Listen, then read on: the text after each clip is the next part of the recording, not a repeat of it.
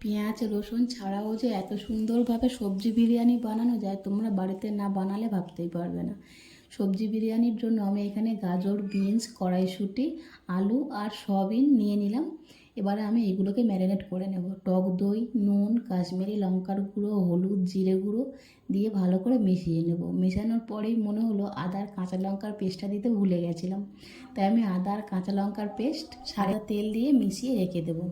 এবার আমি পনিরও দেবো, তাই পনিরটাকে একটু ভেজে নেব। সাদা তেল গরম করে পনিরগুলোকে ভেজে তুলে নিলাম। ওই তেলের মধ্যেই সবজিগুলোকে দিয়ে দেবো। সবজিগুলোকে একটু নাড়াচাড়া করার পরে ভাজা ভাজা হলেই জল দিয়ে সবজিগুলোকে সিদ্ধ হতে দিয়ে দেবো। এইদিকে আমি ভাতও বসিয়ে দিয়েছিলাম, ভাতটাও প্রায় হয়ে এসছে।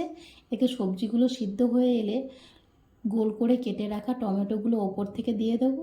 ভেজে রাখা পনিরগুলোও দিয়ে দেবো, দিয়ে একটু নেড়ে চুড়ে নেবো। যার মধ্যে আমি বিরিয়ানিটা বানাচ্ছি সেই হাঁড়িতেই সবজিগুলো দিয়ে ভাতের লেয়ারটা দিয়ে দেবো। ওপর দিয়ে একটু ঘি আর ফুড কালার দিয়ে 10 মিনিটের মতো দমে বসিয়ে রাখবো। দম থেকে নামিয়েও 5 মিনিটের মতো রেস্টে রেখে দেবো। তারপরে তৈরি হয়ে যাবে সবজি বিরিয়ানি। নিরামিষ দিনে তোমরা এই সবজি বিরিয়ানিটা বানিয়ে খেয়ে দেখো।